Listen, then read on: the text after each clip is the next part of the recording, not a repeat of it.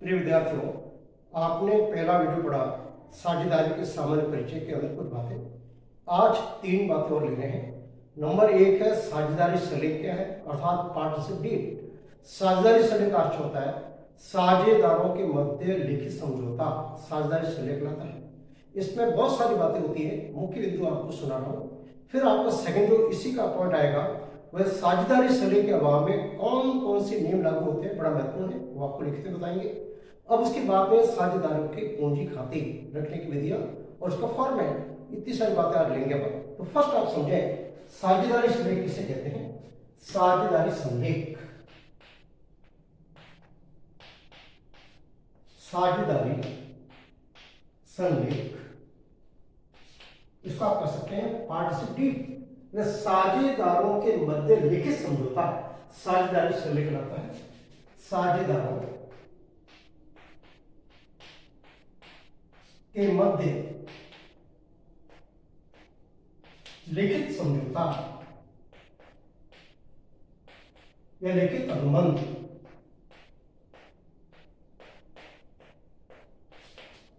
साझेदारी संलेख कहलाता है। साझेदारी संलेख कहलाता है।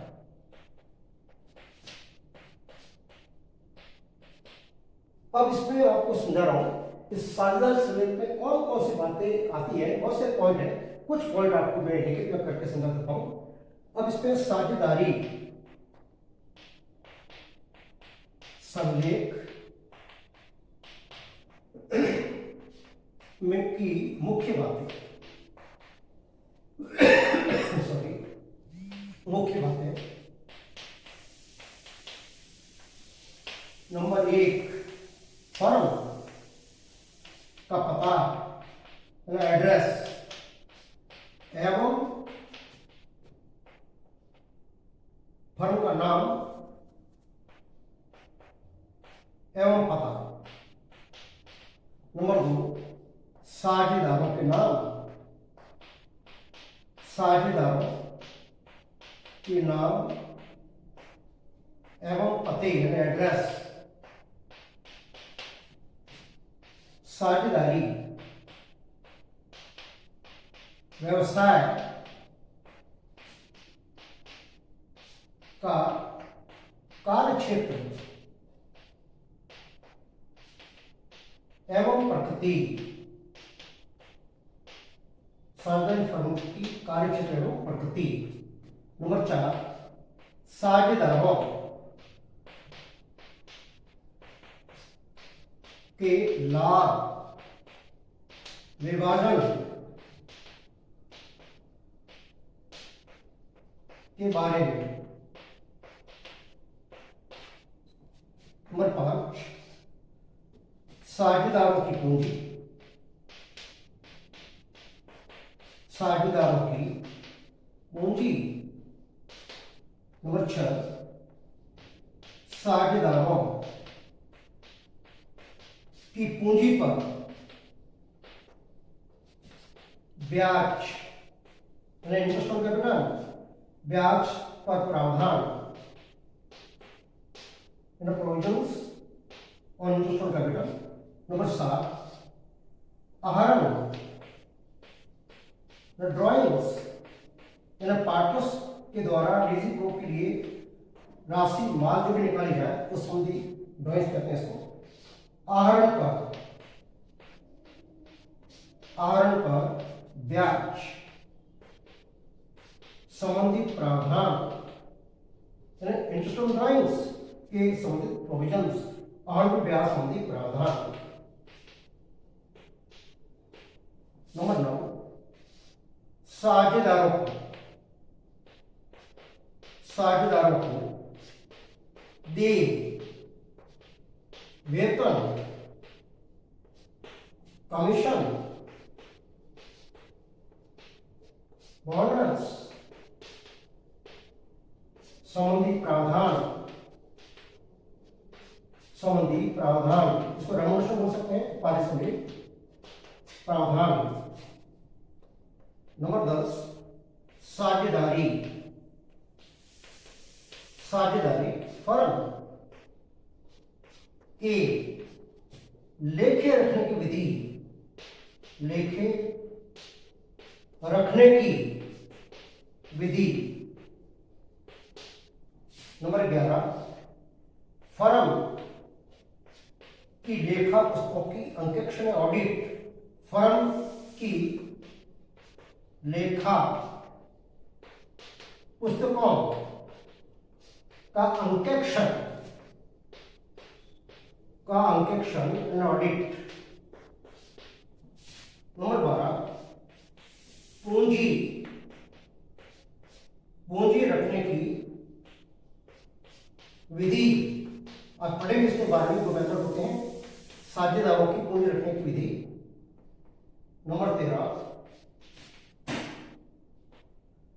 साझेदारों के विवाद को, साझेदारों के विवाद मतभेदों को, विवाद के निपटारे की विधि, निपटारे की विधि। नंबर 14, नए साझेदार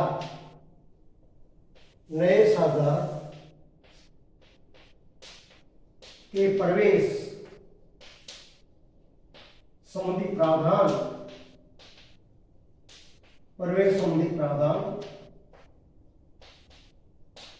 नंबर 15, नए साझेदार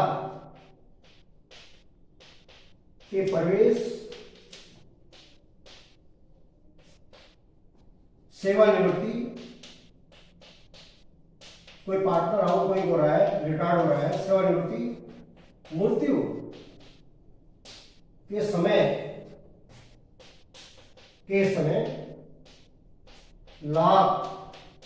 लाभों में परिवर्तन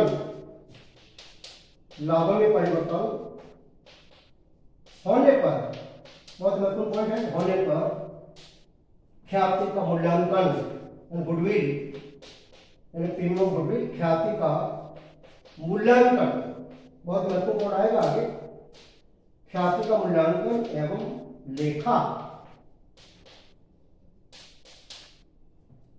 नंबर 16, किसी साझेदार के अवकाश ग्रहण करने पर उसे देय राशि के भुगतान की विधि, 3 मेथड होते हैं इसके, आगे आएगा, कि भुगतान की विधि, इसको ड्यू राशि है उसको किस प्रकार से बैलेंस किया जाएगा, एक साथ चुकाया जाए, ऋण माना जाए, एनुटी सिस्टम में आगे आएगा। अब उसके बाद में फर्म के किसी साझेदार द्वारा पूंजी के अतिरिक्त ऋण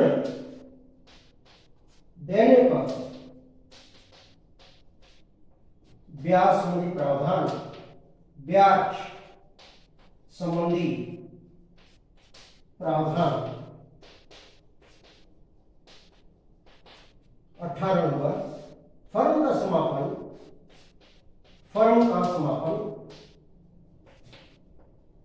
एवं परिस्थितियां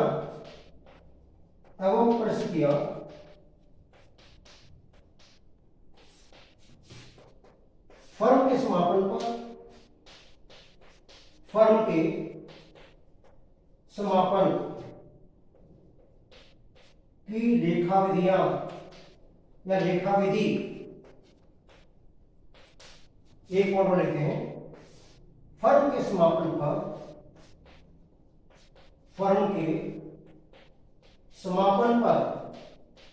गार्डनर बनाम मरे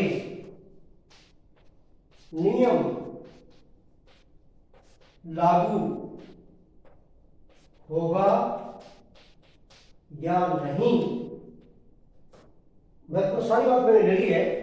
तो ये आपके है साझेदारी सलेख के बारे में साझेदारों के मध्य लिखित जो एग्रीमेंट होता है उसको आप कहते हैं साझेदारी सलेख पार्ट डी। लेकिन उसमें कौन कौन सी महत्वपूर्ण बातें आती है इन बातों को आप जरूर अध्ययन कीजिएगा।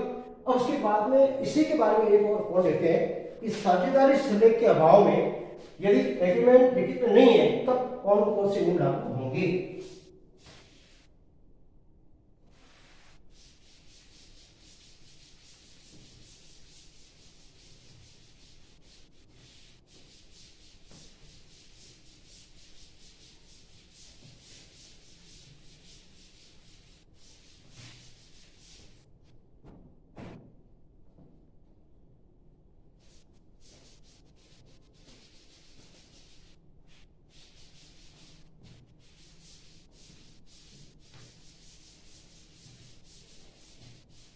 अब अपन ले रहे हैं साझेदारी सलेख के अभाव में कौन कौन से नियम है या प्रावधान लागू होंगे।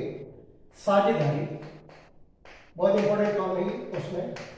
साझेदारी सलेख पार्टनरशिप डीड साझेदारी सलेख के अभाव में लागू होने वाले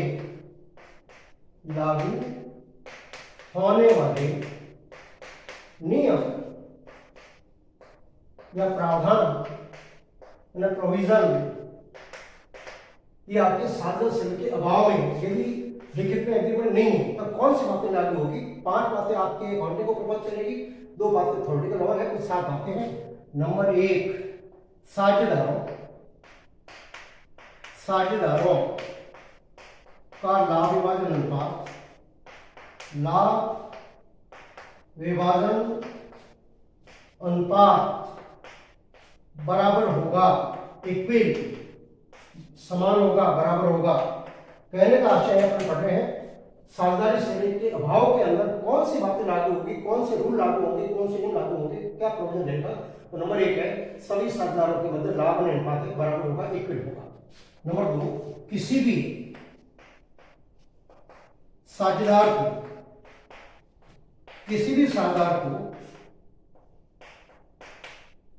उनकी पूंजी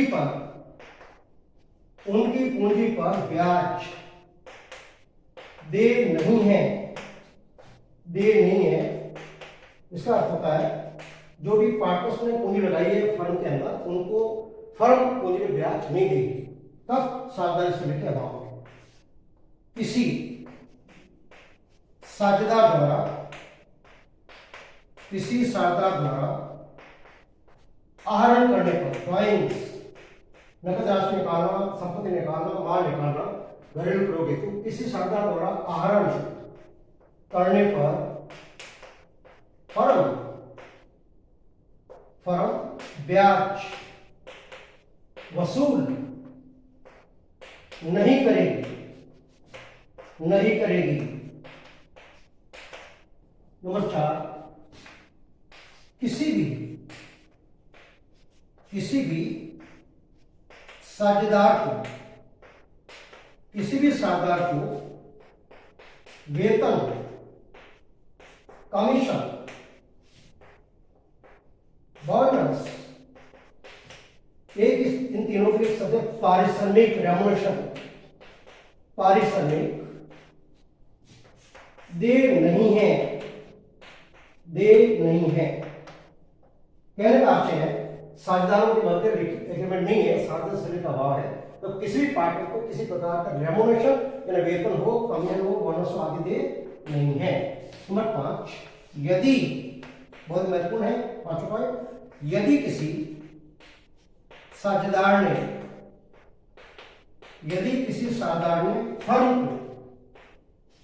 फर्म को ऋण दिया है तो उसे 6% वार्षिक दर से ब्याज दे है। बहुत इंपॉर्टेंट पॉइंट आपका एग्जाम के हिसाब से याद रखें। यदि किसी साझेदार ने फर्म को पूंजी के अलावा ऋण दिया है तो उसे 6% वार्षिक दर से ब्याज दिया जाएगा। ये जो 5 बिंदु है ये आपके अकाउंटिंग को प्रभावित करेगा, ये फर्म की लेखा पुस्तकों को प्रभावित करेगा। नंबर 6, सभी साझेदार फर्म के संचालन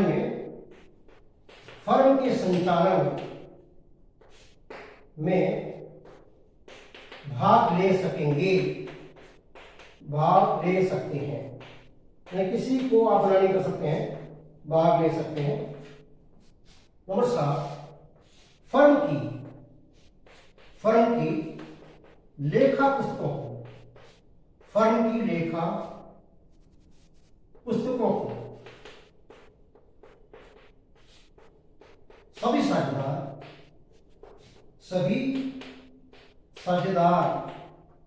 निरीक्षण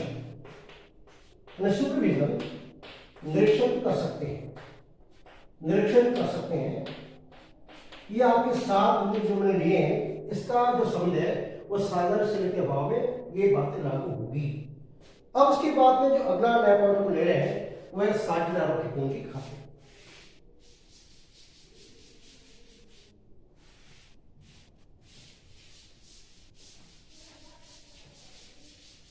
अभी जो मैंने देखिए आपके साथ पॉइंट, जिसमें 5 पॉइंट फर्स्ट से लेके 5 1 से 5 है, वो वर्गों इसको आप एक बार कौन समझ लें। नंबर 1 होगा साझेदारों में लाभ अनुपात बराबर होगा। साझेदार श्रेणी के अभाव में किसी भी साझेदार को पूंजी पर ब्याज नहीं दिया जाएगा। नंबर 3, किसी भी साझेदार ने यदि ड्राइंग किया है, आहरण किया है, तो उससे फर्म ब्याज वसूल नहीं करेगी। इसके अलावा है किसी भी साझेदार को किसी प्रकार का वेतन, कमीशन, पारिश्रमिक आदि देनी नहीं है। यदि किसी साझेदार ने, नंबर 5 है, फर्म को लोन दिया है, ऋण दिया है, तो उसको 6% वार्षिक दर से ब्याज दिया जाएगा। इसके अलावा 2 पॉइंट और आपके थ्योरेटिकल है, यानी सभी साझेदारों को फर्म के व्यापार के संचालन में भाग लेने का अधिकार है। तो जो फर्म की लेखा पुस्तकें हैं उसके निरीक्षण करने का सभी को अधिकार है। किसी को फर्म की लेखा पुस्तकों को देखने से मनाही नहीं की जा सकती है। अब जो अगला पॉइंट आपका महत्वपूर्ण है वह है साझेदारों की पूंजी खाते। साझेदारों के पूंजी खाते पार्टनर्स अकाउंट बहुत इंपॉर्टेंट काम है। याद के साझेदारों के पूंजी खाते, इसकी 2 मेथड है, 2 विधियां हैं। 2 विधियां। नंबर 1, स्थिर पूंजी पद्धति।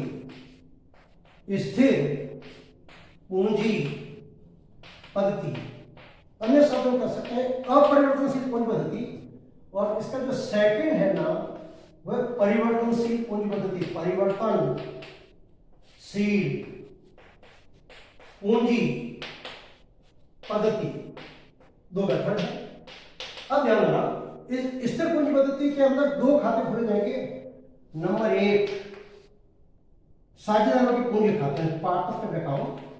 साझेदारों के पूंजी खाते, साझेदारों के पूंजी खाते। और इसमें जो सेकंड आपका अकाउंट होगा वो साझेदारों के चालू खाते। साझेदारों के चालू खाते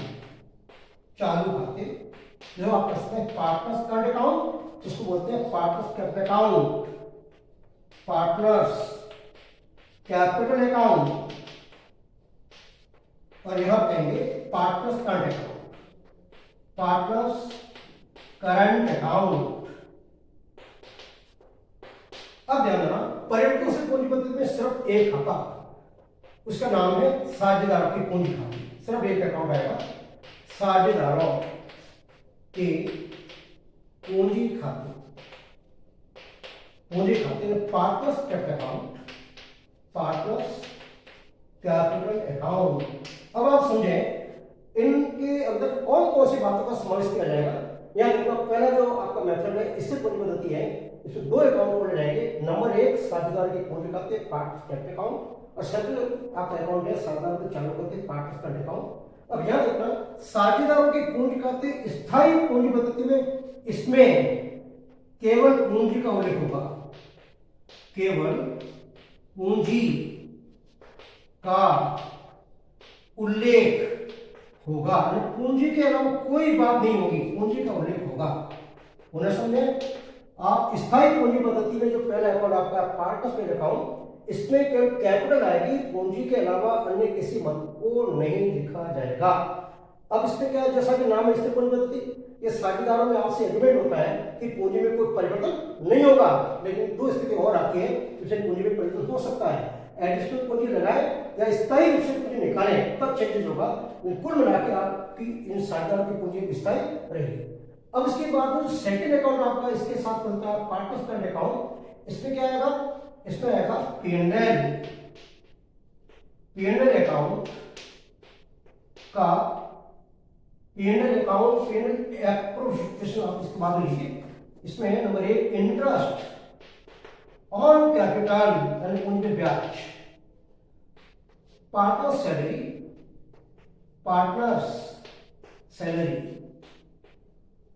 कमीशन,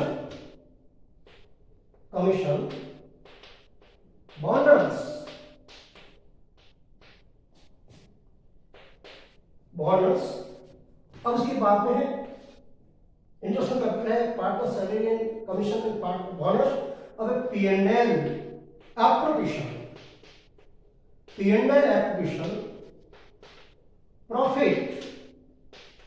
प्रॉफिट, ये तो आएंगे आपकी तीनों बातें जो मैंने लिखी हैं वो सीआर पक्ष में करंट अकाउंट के। अब डीआर पक्ष में क्या होगा, ये डीआर पक्ष में number 1 drawings, partner drawings, number 2 इसी का partners interest on drawings, partners interest on drawings, और नंबर 3 पीएनएल एप्रोप्रिएशन लॉस। कहने का आशय जो करंट अकाउंट होगा, करंट अकाउंट के सीआर में बाय इंटरेस्ट करती है, by partner salary commission bonus, by PNL appropriation profit, और डेबिट में आएगा टू पार्टनर्स ड्राइंग्स है, to partners interest on drawings है, और टू पीएनएल एप्रोप्रिएशन लॉस। ये पार्टनर्स के अकाउंट के बारे में। फिर एक बात और समझे, पार्टनर्स के अकाउंट का बैलेंस आपको दे रखा हो सकता है, इसका बैलेंस डीआरएस या कुछ भी दे सकते हैं, कई बार उसमें बैलेंस देंगे कई बार नहीं देंगे, तो बैलेंस इसका कुछ भी हो सकता है। लेकिन याद रखें साझेदार जो पूंजी खाते स्थायी पूंजी पद्धति है, उसके अंदर इस पार्टनर्स अकाउंट का शेष सदैव सीआर होगा। अब उसके बाद में आइए परिवर्तनशील पूंजी पद्धति में केवल एक खाता खोला जाएगा, केवल एक खाता, उसका नाम है पार्टनर्स अकाउंट। अब इसमें क्या होगा, साझेदार की पूंजी खाते में इन दोनों खातों में जो अलग अलग बातें, जो सारी बातें हैं एक खाते में आ जाएगी। तो साझेदार की पूंजी खाते में क्या दर्शाई जाएगी, इसमें सीआर पक्ष में number 1 partners capital, partners interest on capital, partner salary oblique commission,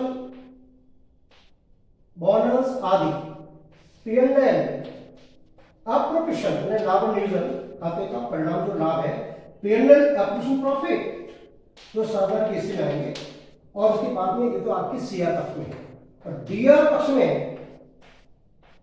पक्ष में नंबर 1 ड्राइंग्स, पार्टनर्स ड्राइंग्स, साझेदारों के पैसा घरेलू उपयोग में निकाला वो partner drawings, partners interest on drawings,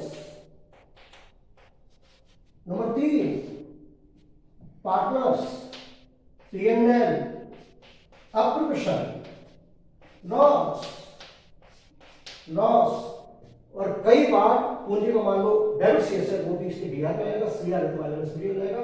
इस तरीके से कहने का आशय है कि जो आपका स्थिर पूंजी पद्धति है, दो खाते खोले जाएंगे, नंबर 1 पार्टनर्स कैपिटल, इसमें केवल पूंजी आएगी, और नंबर 2 पार्टनर्स करंट अकाउंट के अंदर इस साझेदारों से संबंधित जो अन्य बातें हैं वो आएगी, जो मैंने लिखा आपको सीआर पक्ष में आने वाली बातें हैं, इंटरेस्ट ऑन कैपिटल है, और partners salary commission bonus PNL profit, और डीआर पक्ष में तो है आपकी सीआर पक्ष में आने वाली बातें हैं। ये तीनों जो मैंने लिखी है ना वो सीआर पक्ष में लिखी है, और डीआर में तीन बातें हैं, पार्टनर्स ड्राइंग्स है, और पार्टनर्स ड्राइंग्स पर ब्याज, और पीएनएल एप्रोप्रिएशन लॉस। अब उसके बाद में जो परिवर्तनशील पूंजीपति जैसा कि नाम है, इसकी याद रखें, परिवर्तनशील पूंजी खाते में एक ही खाता होता है, पार्टनरशिप अकाउंट, और इसका शेष कुछ भी हो सकता है, बी आर सी आर। अब इसमें सी आर क्या होता है, सबसे पहले प्रारंभिक पूंजी शेष मान दे रखा वो नए से शुरू किया है, तो नंबर 1 आएगा पार्टनर्स कैपिटल, यानी पूंजी को प्रारंभिक शेष कर सकते हैं, प्रारंभिक शेष। और एडिशन भी लगाइए तो बाई कैसा जाएगा, ये बाई पार्टिसिपेंट का मतलब प्रारंभिक शेष है, इस सीआर। नंबर 2 है पार्टनर इंटरेस्ट कैपिटल है, partner salary, commission, remuneration, bonus, P&L profit, और डीआर में नंबर आया पार्टनर ड्राइंग से, इंटरेस्ट ऑन ड्राइंग से, P&L रोज से। मान लो प्रारंभिक से डीआर है तो 2 - पीडी पूंजी का शेष आ जाएगा। ये तो आपका है दो पद्धतियां इस साझेदार की पूंजी खाते में दो तरीके से कैसे अकाउंट रखेंगे। अब इसका फॉर्मेट आपको समझा, यही बात मैं फॉर्मेट में दे रहा हूं।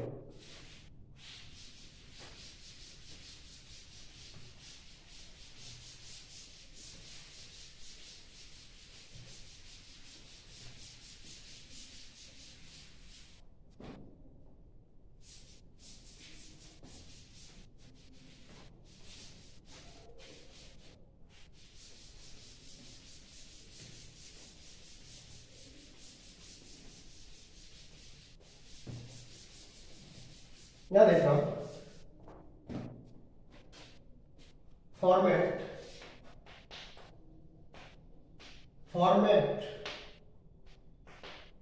अब इसमें फर्स्ट में ले रहा हूं स्थिर पूंजी पद्धति। स्थिर पूंजी पद्धति आप जानते हैं दो खाते बन जाते हैं। Number 1 partners current account. आप जानते हैं कम से कम दो पार्टनर होंगे, माना कि ए और बी है, इसका फॉर्मूला लिखता हूं, डेट का क्रम छोड़ रहा हूं। ये पार्टिकुलर्स है, ये ए और ये बी, ये पार्टिकुलर्स ए और बी, ये पार्टिकुलर्स। अब यहां देखना फर्स्ट इसका आएगा बाय बैलेंस बीडी, पूंजी का शेष प्रारंभिक, by balance BD, by cash या बैंक।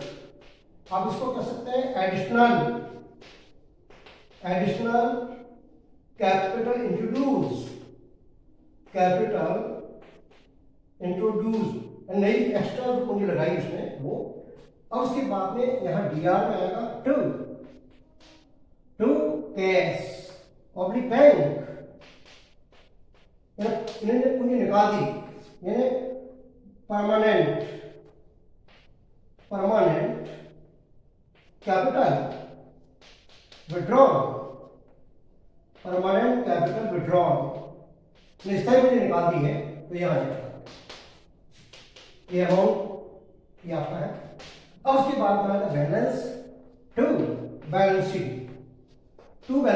इस तरीके से आपका पूंजी खाता बनेगा, अब उसके बाद में देखना सेकंड अकाउंट आता है, इस पर पार्टनर्स अकाउंट। पुनः पर समझ लें, पार्टनर्स अकाउंट स्थायी पूंजी पद्धति के अंदर सबसे पहले प्रारंभिक शेष है पूंजी का। मान लो कि संस्थान ने एक्स्ट्रा पूंजी लगाई है, जैसा एग्रीमेंट है, तो बाय कैश, और उसके बाद में पूंजी निकाल दी है तो to cash, permanent capital withdraw और टू बैलेंस शीट। अब आपका जो सेकंड में आएगा वो आएगा पार्टनर्स करंट अकाउंट,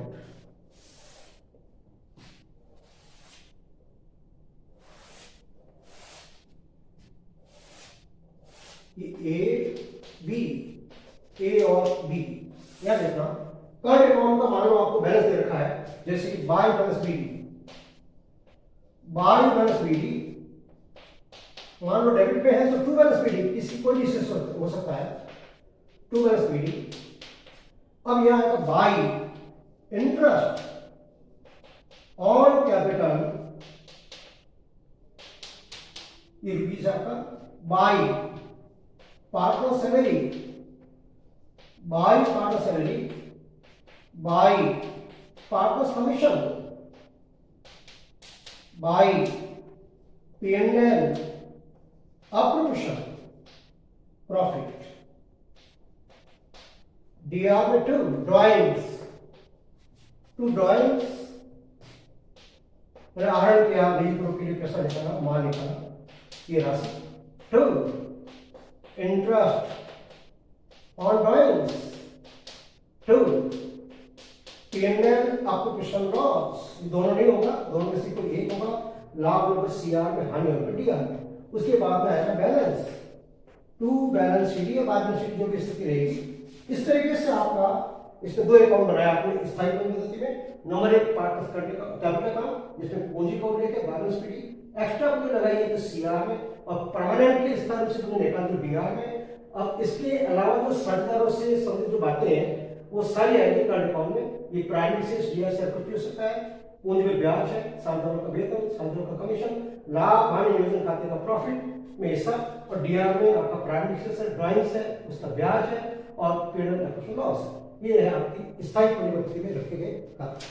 अब जो सेकंड आता है परिवर्तनशील पूंजी पद्धति में क्या होगा, सिर्फ एक चेंज होगा। यानी कर लेता हूँ, ये यहां से हटा देता हूं करंट अकाउंट।